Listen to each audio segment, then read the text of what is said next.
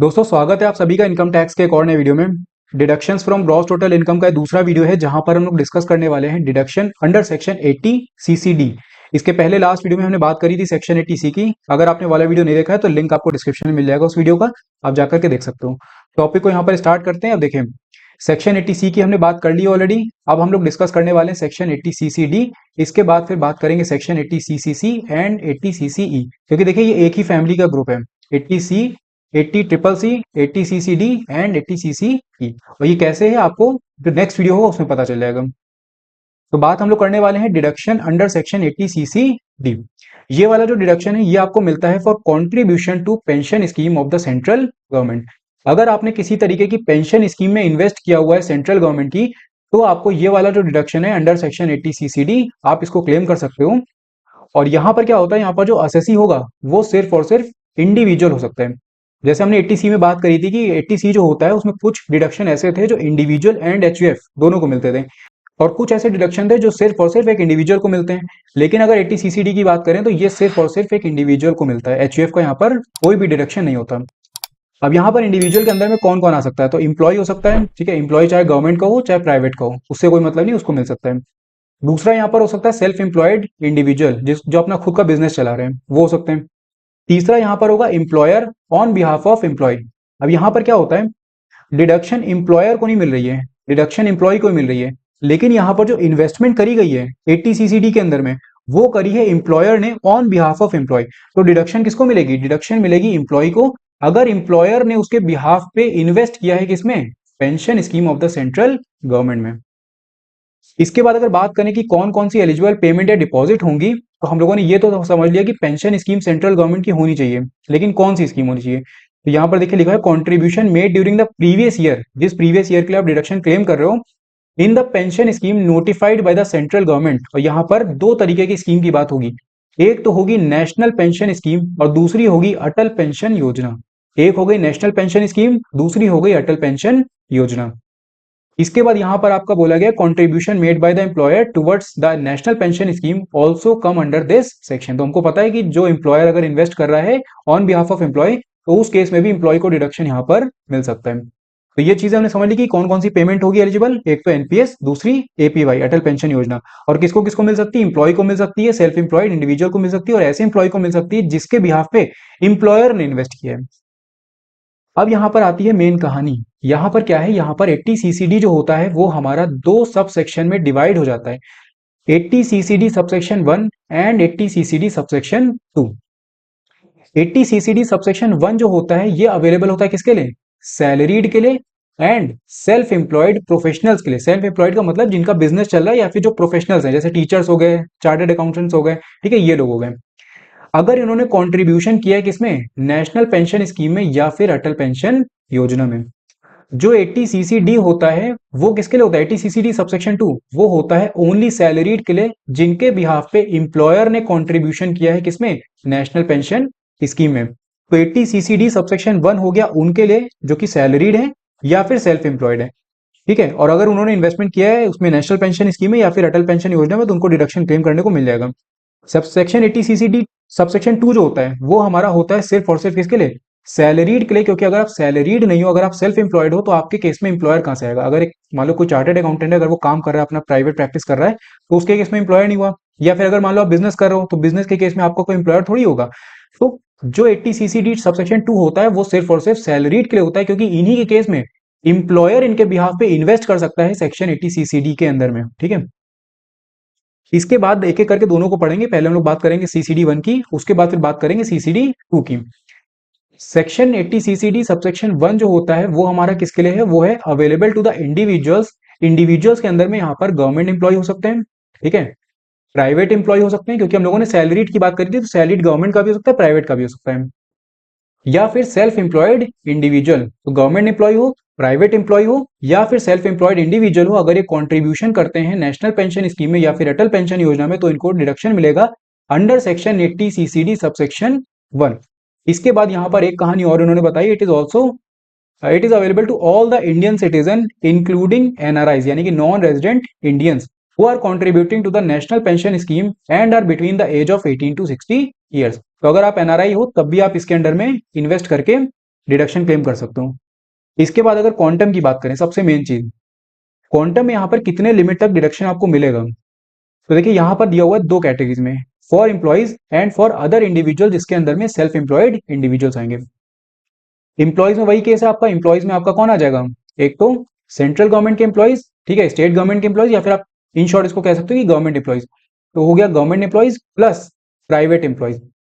अगर एम्प्लॉइज यहाँ पर इन्वेस्ट कर रहे हैं, एक चीज का ध्यान रखिएगा हमेशा, 80 CCD सबसेक्शन 1 जो होता है वो इंडिविजुअल जो एम्प्लॉय है या फिर सेल्फ एम्प्लॉयड इंडिविजुअल वो खुद से इन्वेस्ट कर रहा है। 80 CCD सबसेक्शन 2 जो होता है उसमें एम्प्लॉयर इन्वेस्ट करता है एम्प्लॉय के बेनिफिट उस पे बिहाफ पे। तो ये चीज का ध्यान हमेशा रखिएगा। तो यहाँ पर जो एम्प्लॉय को डिडक्शन मिलेगा वो मिलेगा up to 10% of their salary, और सैलरी का मतलब यहाँ पर होता है basic salary plus DA, if the terms of employment provides. अगर उसके टर्म्स ऑफ एम्प्लॉयमेंट पे है डीए का पार्ट, तब उसको आप उसको डीए को भी ऐड करोगे।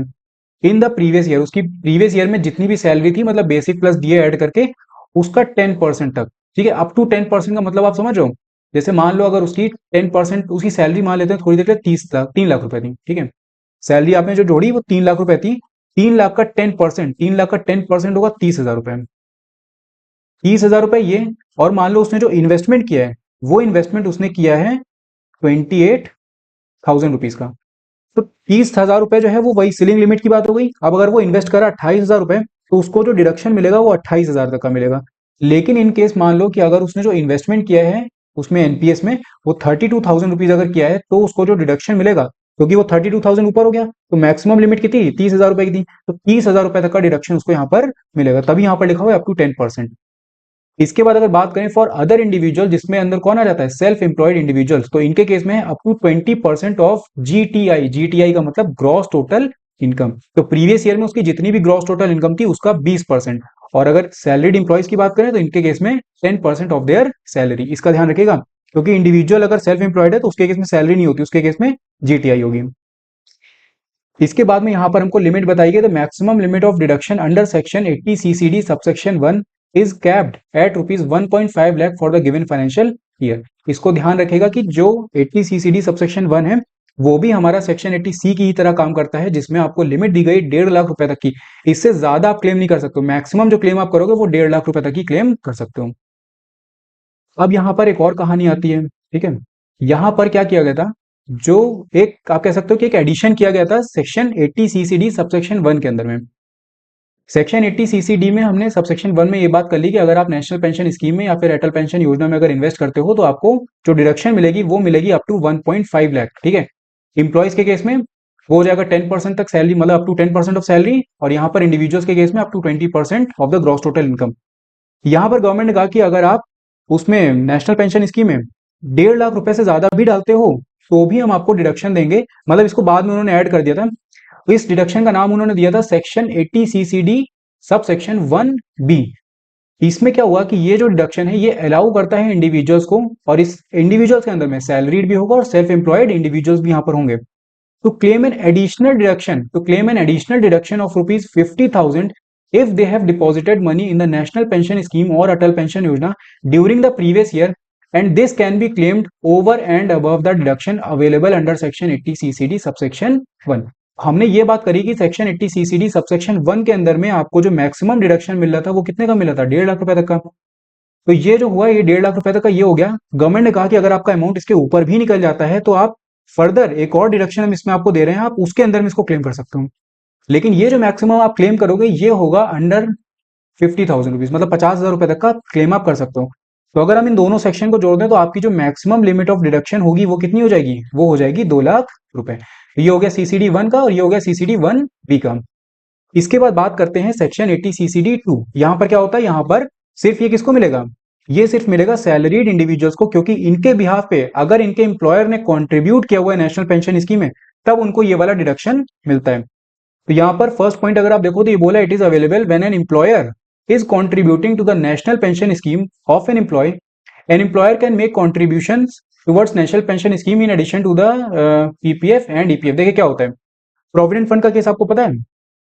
प्रोविडेंट फंड में क्या होता है कि जैसे मान लो कि अगर जो वो है एम्प्लॉय, वो अगर 1,000 रुपए अपनी सैलरी से काट करके प्रोविडेंट फंड में डाल रहा है, तो जो एम्प्लॉयर होता है वो भी 1,000 रुपए अपनी तरफ से कंट्रीब्यूट करता है प्रोविडेंट फंड में, ताकि जब वो रिटायर हो एम्प्लॉय तो उसके फ्यूचर के लिए ये पैसा उसको मिल जाए। तो जैसे वो पीएफ में पैसा डालता है, जैसे वो इसमें ईपीएफ में भी डालता है, ठीक है, इस तरीके से जो पैसा वो डाल रहा है, तो इसी तरीके से जो एम्प्लॉयर है वो कंट्रीब्यूट कर सकता है नेशनल पेंशन स्कीम में for the benefit of employee. और अगर वो ऐसा करता है तो यहाँ पर एम्प्लॉय को डिडक्शन इसका मिल सकता है।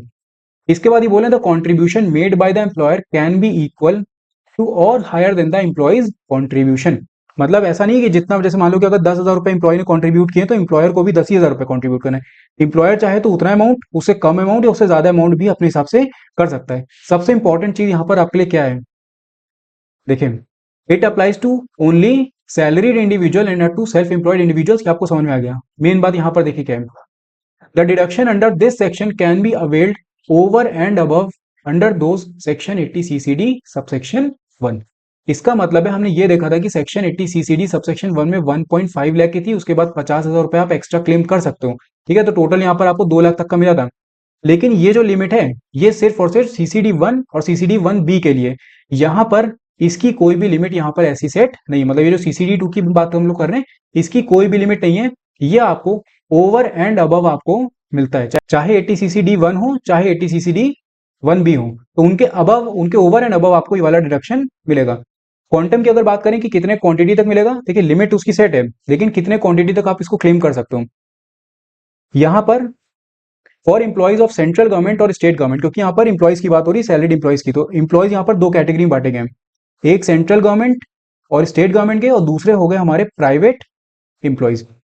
तो यहाँ पर क्या है, सेंट्रल या फिर गवर्नमेंट एम्प्लॉय के केस में जो एम्प्लॉयर अगर कंट्रीब्यूट कर रहा है तो उसका up to 14% of the salary, salary का मतलब वही basic salary plus dearness allowance.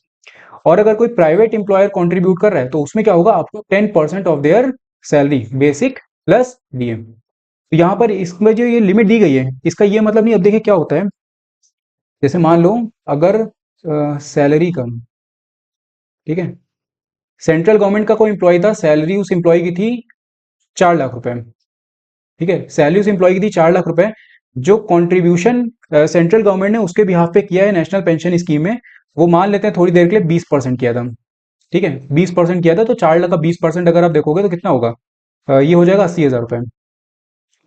तो सेंट्रल गवर्नमेंट ने क्या किया कि अपने एम्प्लॉय के बेनिफिट के लिए जिसकी सैलरी 4 लाख रुपए थी उसके लिए 20% का कंट्रीब्यूशन कर दिया नेशनल पेंशन स्कीम में। अब 20% आपने जब देखा तो वो निकला 80,000 रुपए। तो यहाँ पर हमने ये देखा था कि इसकी कोई भी लिमिट नहीं होती है, जब आप 80 सीसी डी टू के अंदर में वो करते हो, कंट्रीब्यूट करते हो, तो यहाँ पर कोई भी लिमिट सेट नहीं है, ये कितने तक भी हो सकता है। लेकिन यहाँ पर वो जो ओवर एंड अबव वाली बात है वो 1.5 लाख और 2 लाख के ऊपर वाली बात है, लेकिन इस पर्टिकुलर सेक्शन के अंदर भी एक लिमिट है, उस लिमिट की बात हो रही है। तो ऐसा नहीं कि गवर्नमेंट चाहे तो 20%, 30%, 40% कितना भी कंट्रीब्यूट करे और आपको उसका मजे से आप डिडक्शन क्लेम करो। यहाँ पर अगर आप सेंट्रल या स्टेट गवर्नमेंट के एम्प्लॉय हो तो अप टू 14% ही आपको मिलेगा। 4 लाख का 14%, 4 लाख का 14% अगर हम देखें तो ये निकलेगा कितना, 56,000 रुपीज। तो आपको 80,000 रुपए का पूरा डिडक्शन नहीं मिलेगा, आपको कितना डिडक्शन मिलेगा, आपको मिलेगा सिर्फ और सिर्फ 56,000 रुपए का डिडक्शन। और ये 56,000 रुपए आपके उस 1.5 लाख रुपए के ऊपर होगा। तो यही मैंने आपसे बोला कि इसकी कोई लिमिट सेट नहीं है कि आपको मतलब 1.5 लाख रुपए के ऊपर तो मिल रहा है, लेकिन इसकी इंडिविजुअली अपनी एक लिमिट सेट है, वो है 14% और 10%। 14% किसके लिए, सेंट्रल और स्टेट गवर्नमेंट के एम्प्लॉयज के लिए, और 10% किसके लिए, प्राइवेट एम्प्लॉयज के लिए। इसके बाद एक और टॉपिक हमारा बच जाता है टैक्स लाइबिलिटी का, इसको भी डिस्कस कर लेते हैं। यहाँ पर बोला where any amount in respect of which a deduction has been allowed together with the amount accrued thereon is received by the assessee or his nominee whole or part, or pension is received in the previous year, it shall be chargeable to tax as the income of that year।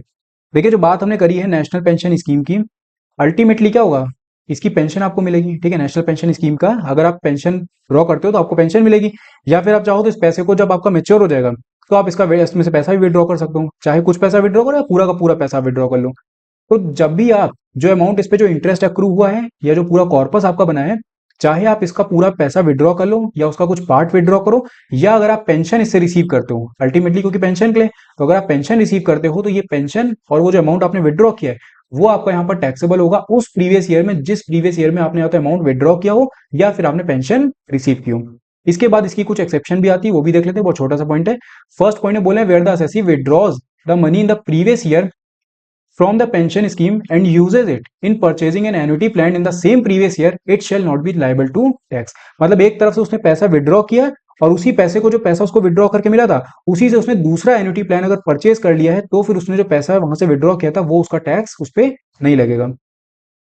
दूसरे point में यहां पर बोले any amount received by the nominee on the death of the assessee on account of the closure or his opting out of the pension scheme referred to in section 80 CCD subsection 1 or section 80 CCD 1B shall not be liable to tax।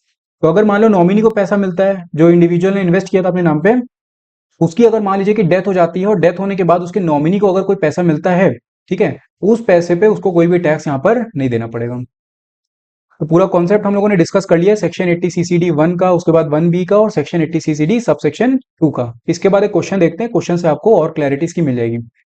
यहां पर बोले mister X is a central government employee who contributes 70,000 to the national pension account, his salary structure is as below. Basic salary यहां पर दी गई है 2,20,000 रुपए की, DA यहां पर दिया गया 80,000 रुपए का, अदर अलाउंसेस एंड परक्यूजिट्स यहां पर दिए गए 2 लाख रुपए के, and investment under section 80 CCD यहां पर दिया गया 80,000 रुपीज का।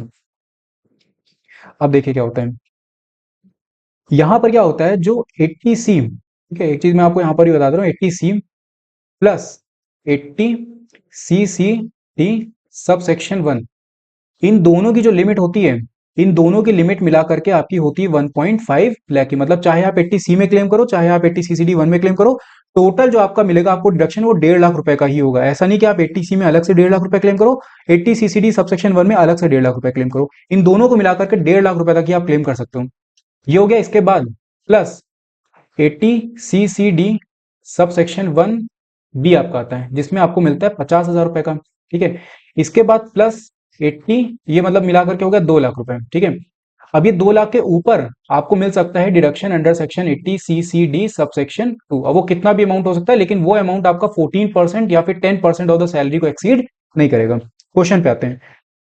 क्वेश्चन में बोले मिस्टर एक्स जो है वो सेंट्रल गवर्नमेंट के एम्प्लॉय हैं जो कंट्रीब्यूट कर रहे हैं 70,000 रुपीज अपने उसमें नेशनल पेंशन स्कीम में, और इनकी जो बेसिक सैलरी है वो है 2,20,000 रुपए, डीए इनको मिल रहा है 80,000 रुपए का, अदर अलाउंसेस परक्यूजिट, इससे हमको मतलब नहीं, क्योंकि हमने जहां पर भी बेसिक सैलरी, उसकी सैलरी की बात करी थी, सैलरी का मतलब था बेसिक सैलरी प्लस डीए, ठीक है, बेसिक सैलरी प्लस डीए, तो हम सिर्फ इन्हीं को ऐड करेंगे सैलरी के लिए।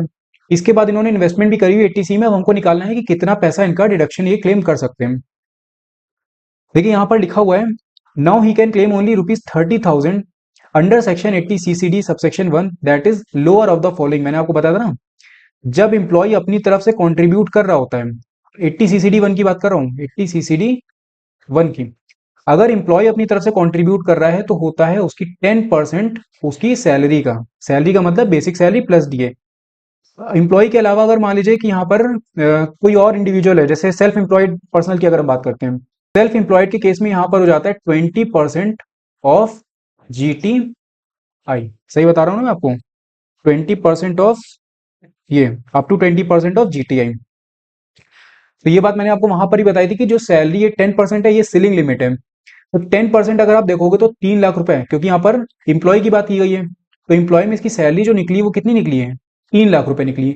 3 लाख का अगर आप 10% देखते हो तो 3 लाख का 10% निकलेगा 30,000 रुपए। तो 30,000 रुपए सीलिंग लिमिट लगी हुई है और इसने कॉन्ट्रीब्यूशन किया है 70,000 का, तो मैक्सिमम इसको कितना मिलेगा, मैक्सिमम इसको मिल सकता है 30,000 रुपए तक का, मिल सकता है, मिलेगा नहीं, मिल सकता है। अब देखें यहां पर इन्होंने बोल दिया कि now he can claim only ₹30,000 under section 80CCD subsection 1 that is lower of the following. Lower of the following का मतलब वही 70,000 और 30,000, तो 30,000 मैक्सिमम सीलिंग लिमिट है, तो ये 30,000 को उसको मिलेगा। अगर मान लो यहाँ पर जो कॉन्ट्रीब्यूशन था वो इनकेस 28,000 होता तो फिर उसको 28,000 का डिडक्शन मिलता।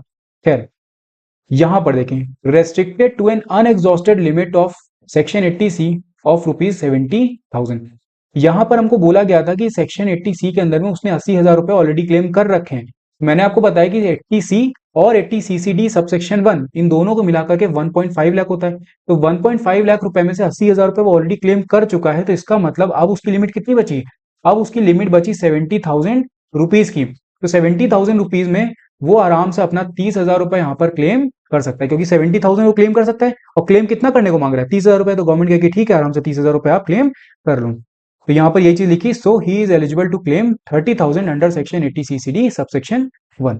एक और इसी में केस ऐड करते हैं, देखिए suppose in this example if the investment under section 80C were rupees 1,30,000, मतलब कि अगर वो 80,000 रुपए की जगह, अगर वो 80,000 रुपए की जगह ये कहता है कि मैंने इन्वेस्टमेंट कर रखी है 1.3 लाख की अंडर सेक्शन 80C, अगर वो इसका डिडक्शन ऑलरेडी क्लेम कर चुका है, तो फिर इसकी अनएग्जॉस्टेड लिमिट कितनी होती, तब इसकी लिमिट बचती यहाँ पर 1.5 लाख में से अगर 1,30,000 चले गए तो इसकी लिमिट बचती 20,000 रुपए की।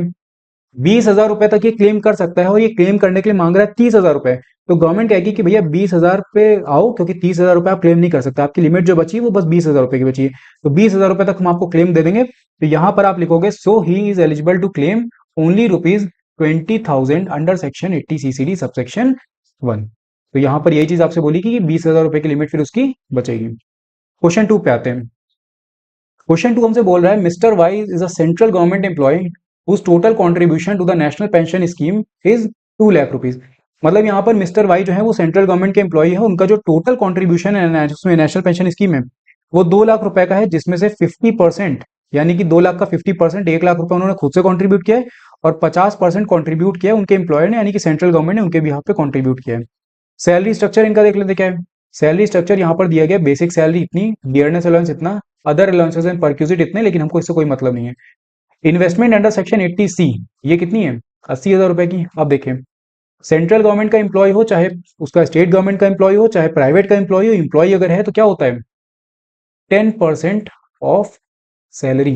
तो सैलरी क्या होगी, basic salary plus dearness allowance, यानी कि 10,20,000 और 80,000 रुपए।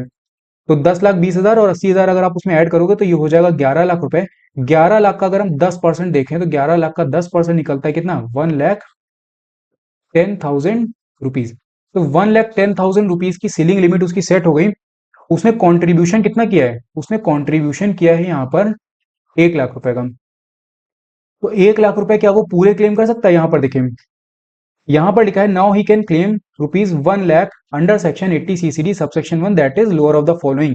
1 लाख या फिर 11 लाख का 10%, 1,10,000। तो सीधी सी बात है कि 1 लाख की उसमें 11 लाख की लिमिट सेट थी और उसका जो इन्वेस्टमेंट है वो 1 लाख रुपए, तो 1 लाख रुपए वो आराम से क्लेम कर सकता है। लेकिन उसने 80,000 रुपए ऑलरेडी क्लेम कर रखे हैं अंडर सेक्शन 80C, तो 1.5 लाख रुपए में से अगर 80,000 रुपए चले गए तो उसके पास में कितना अमाउंट बचा, 70,000 बचा।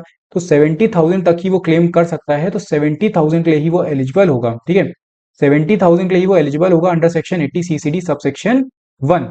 इसके बाद जो कहानी है हमारी उसमें आता है ट्विस्ट। अब देखिए 70,000 वो क्लेम आराम से कर लेगा किसमें, 80 CCD सबसेक्शन 1 में, लेकिन जो उसका बचा हुआ 30,000 है वो भी वो क्लेम कर सकता है अंडर सेक्शन 80 CCD 1B, क्योंकि 80 CCD, ठीक है 80 CCD 1 एंड 80C इन दोनों की लिमिट मिलाकर के होती है 1.5 लाख, लेकिन 80 CCD 1B ये आपको एडिशनल 50,000 रुपए तक का इन्वेस्टमेंट पे डिडक्शन देता है। तो 70,000 उसकी लिमिट सेट थी, तो 70,000 उसमें उसमें क्लेम कर लिया CCD 1 में। जो 30,000 रुपए बचे, 1 लाख रुपए में से जो 30,000 रुपए उसके बचे, वो 30,000 रुपए वो किसमें क्लेम करेगा, 80 CCD 1B में। इसके बाद देखिए further he can also claim a deduction for employers contribution. मैंने आपको बताया था ना कि एम्प्लॉयर ने अगर कॉन्ट्रीब्यूट किया है तो एम्प्लॉयर के कॉन्ट्रीब्यूशन पे भी यहाँ पर डिडक्शन मिलता है, और ये ओवर एंड अबव आपके 1.5 लाख की लिमिट के ऊपर होता है, मतलब 1.5 लाख प्लस 50,000 की जो लिमिट मिली है उसके ऊपर होता है। तो ये बात आती है सेक्शन 80 CCD सब सेक्शन 2 की, जहां पर अगर सेंट्रल गवर्नमेंट या फिर स्टेट गवर्नमेंट है तो उनके केस में कितना था, इनके केस में था 14%, और अगर प्राइवेट इंप्लॉइज की बात करें तो इनके केस में था 10%। चेक कर लो आप एक बार, ठीक है, कहीं भी कोई गलती नहीं होनी चाहिए, 14% और ये 10%। ठीक है, अब यहां पर क्योंकि हमारा सेंट्रल गवर्नमेंट है तो ये 14% वाली लिमिट यहां पर एप्लीकेबल होगी। तो यहां पर अगर हम देखें तो यहां पर उसकी सैलरी कितनी निकली थी, उसकी सैलरी निकली थी 11 लाख रुपए की। ठीक है, उसकी सैलरी निकली थी 11 लाख रुपए की। 11 लाख का 14%, 11 लाख का 14% अगर आप देखो तो ये हो जाएगा 1,54,000। ठीक है, मैंने यहाँ पर लिखा भी है 14% of the basic salary plus dearness allowance, यानी कि 11 लाख रुपए। 11 लाख का 14% होगा 1,54,000। 1,54,000 तक अगर गवर्नमेंट इन्वेस्ट करती है उसके लिए तो वो आराम से डिडक्शन क्लेम कर सकता है। इसके ऊपर अगर करेगा तो 1,54,000 का मिलेगा, इससे कम करेगा तो वो कम वाला अमाउंट उसको मिलेगा। तो गवर्नमेंट ने उसके बिहाफ पे कितना इन्वेस्ट किया था, 1 लाख रुपए इन्वेस्ट किया था। तो 1,54,000 तक वो क्लेम कर सकता है, लेकिन गवर्नमेंट ने 1 ही लाख रुपए इन्वेस्ट किया, तो 1 लाख रुपए उसको आराम से मिल जाएगा। इन केस मान लो कि गवर्नमेंट अगर 1,60,000 रुपए करती, तो फिर उसको 1,54,000 तक का ही क्लेम यहाँ पर मिलता। तो यहाँ पर उसको क्लेम कितना मिलेगा, Hence, Mr. Y can claim additional deduction of rupees 1 lakh under section 80 CCD subsection 2। तो यहाँ पर टोटल अगर उसकी बात करें कि टोटल उसको कितना डिडक्शन मिल रहा है, तो 80C में उसने क्लेम किया 80,000 रुपए का, 80 CCD सबसेक्शन 1 में उसने क्लेम किया 70,000 रुपीज का, 80 CCD सबसेक्शन 1B में उसने क्लेम किया कितना 30,000 रुपीज का, और 80 CCD सबसेक्शन 2 में उसने क्लेम किया 1 लाख रुपए का। इन दोनों को मिलाकर के 1.5 लाख रुपए से ज्यादा नहीं हो सकता, ठीक है, ये 50,000 से ज्यादा नहीं हो सकता। तो टोटल अगर आप देखोगे तो ये हो गया 1.5 लाख, और ये 80, और ये, तो टोटल उसका हुआ 2,80,000 रुपए का। मतलब वो अपनी ग्रॉस टोटल इनकम से 2,80,000 रुपए तक माइनस कर सकता है। तो यहाँ पर हम लोगों ने सेक्शन 80 CCD पूरा डिस्कस कर लिया। हम लोगों ने सब सेक्शन 1 की बात कर ली, 1B की बात कर ली, और 2 की बात कर ली। कहीं पर किसी भी पॉइंट में आपको डाउट हुआ तो आप कमेंट करके मुझसे पूछ सकते हो। बाकी अगर आपको वीडियो पसंद आया हो तो उसको लाइक करना मत भूलिएगा, साथ में चैनल को सब्सक्राइब जरूर कर दीजिएगा। मैं मिलता हूँ आपसे नेक्स्ट वीडियो में। Thank you.